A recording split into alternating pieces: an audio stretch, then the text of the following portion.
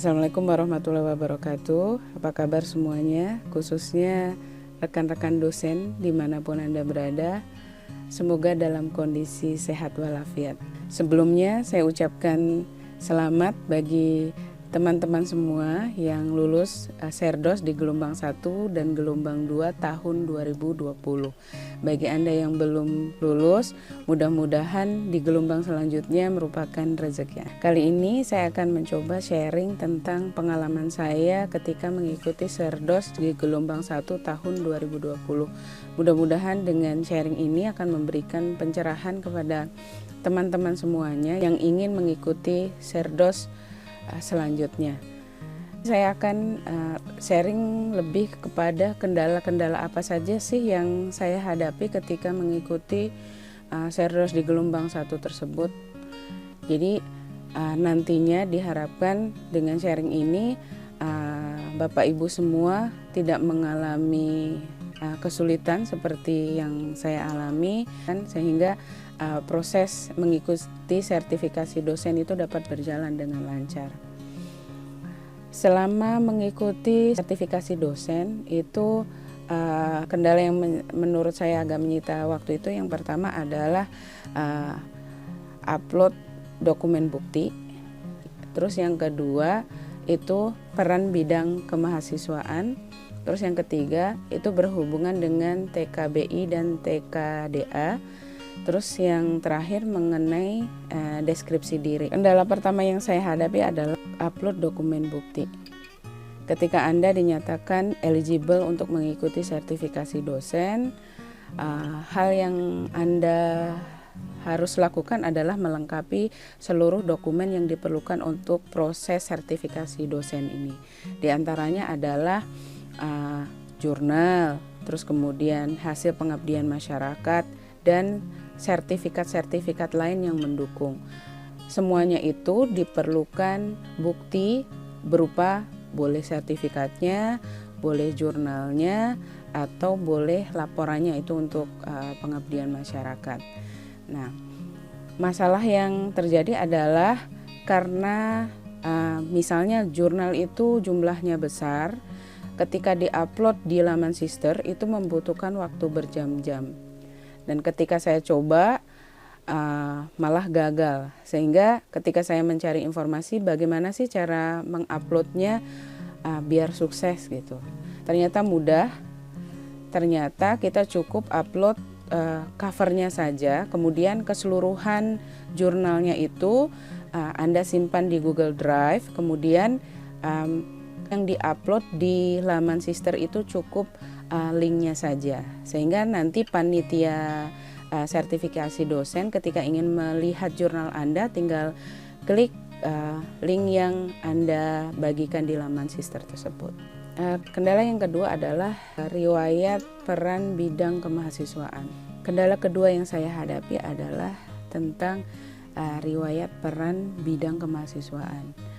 Ketika Anda dinyatakan lulus ke tahap D4, salah satu yang diminta adalah melengkapi riwayat hidup. Salah satu isiannya adalah berhubungan dengan riwayat peran bidang kemahasiswaan. Apa sih riwayat peran bidang kemahasiswaan ini? Ini merupakan aktivitas dosen yang berhubungan dengan mahasiswa selain Tridharma, berarti selain penelitian, selain pengabdian, dan selain pengajaran. Misalnya aktivitas dosen pendamping ke suatu industri atau menjadi juri di suatu kompetisi akuntansi misalnya. Nah, itu masuk ke riwayat peran bidang kemahasiswaan. Saat itu kendalanya adalah sebagian besar dosen, khususnya saya, itu belum ada aktivitas yang dilaporkan oleh admin perguruan tinggi ke Dikti mengenai peran bidang kemahasiswaan ini, sehingga ketika diklaim itu tidak muncul aktivitasnya. Pengisian bidang kemahasiswaan ini hanya dapat diinput oleh feeder PD Dikti, sehingga pihak admin perguruan tinggi seharusnya melaporkan secara berkala kegiatan aktivitas kemahasiswaan oleh dosen kepada dikti, sehingga ketika diperlukan untuk proses, khususnya proses sertifikasi dosen ini dapat tersedia, karena sebagian besar dari kami aktivitas kemahasiswaannya ini belum dilaporkan ke PD Dikti, sehingga untuk proses sertifikasi dosen di gelombang 1 itu dapat dilakukan atau di-input secara manual. Namun itu hanya berlaku untuk gelombang 1 saja. Untuk gelombang 2 dan seterusnya pihak admin universitas diminta untuk melaporkan secara berkala aktivitas kemahasiswaan yang dilakukan oleh dosen ke Dikti. Bagi Bapak Ibu yang ingin mengikuti Serdos, tidak ada salahnya mengingatkan admin perguruan tinggi untuk melaporkan aktivitas kemahasiswaannya ini, sehingga nanti ketika diperlukan saat sertifikasi dosen, Anda tidak akan menemui kesulitan. Sebab apa? Jika tidak ada peran bidang kemahasiswaan, nantinya akan berakibat fatal bagi peserta Serdos. Kenapa? Ketika Anda mengupload deskripsi diri, setelah itu Anda diminta untuk validasi. Karena tidak ada peran bidang kemahasiswaan ini, Anda tidak bisa validasi, sehingga Anda tidak akan bisa mengikuti proses Serdos selanjutnya. Kendala selanjutnya adalah TKBI dan TKDA. TKBI adalah tes kemampuan bahasa Inggris, sementara TKDA adalah tes kemampuan dasar akademik. Karena kondisi saat ini dalam kondisi pandemi, pengalaman saya kemarin itu hanya beberapa lembaga saja yang melakukan tes online. Sementara peserta Serdos ini jumlahnya ribuan, sehingga kita itu rebutan gitu ya. Bagi yang beruntung ya bisa dapat tes. Banyak di antara teman-teman yang tidak kebagian kuota untuk tes, sehingga harus menunda tesnya itu di gelombang selanjutnya.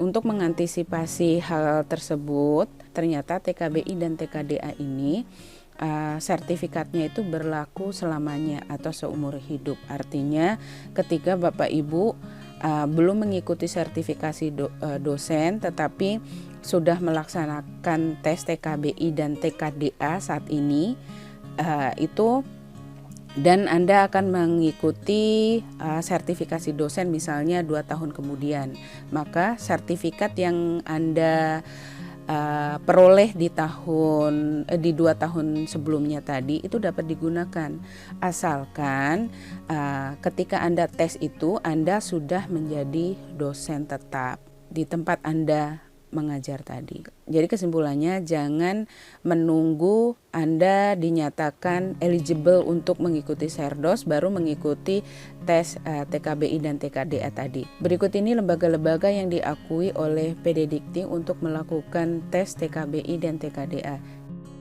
Jadi sebaiknya bagi teman-teman yang ingin melakukan tes TKBI dan TKDA, lakukan di lembaga tersebut, sehingga ketika nanti dibutuhkan untuk proses sertifikasi dosen itu dapat diakui oleh PD Dikti. Kendala yang keempat adalah menyusun deskripsi diri. Deskripsi diri ini menurut saya bagian yang krusial di proses sertifikasi dosen. Kenapa? Karena kita dituntut untuk mengarang, tetapi mengarangnya ini berdasarkan fakta. Fakta apa aja sih yang kita lakukan sebagai pengajar. Jadi tips yang bisa saya berikan untuk penyusunan deskripsi diri ini diantaranya pertama adalah jujur.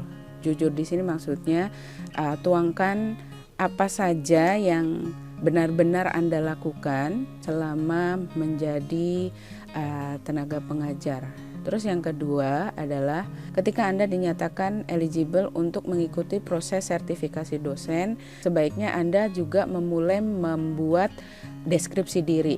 Dimulai dari membuat draftnya, poin-poin apa saja sih yang akan Anda tuangkan di dalam deskripsi diri ini, sehingga ini akan memudahkan Anda untuk menyusun deskripsi diri yang jumlahnya cukup banyak tersebut. Tips yang ketiga adalah isian dari deskripsi diri ini merupakan penjabaran dari isian riwayat hidup yang teman-teman sudah buat. Jadi jangan sampai terjadi perbedaan antara isian di riwayat hidup dengan isian di deskripsi diri. Demikian sharing dari saya, mudah-mudahan bermanfaat. Wassalamualaikum warahmatullahi wabarakatuh.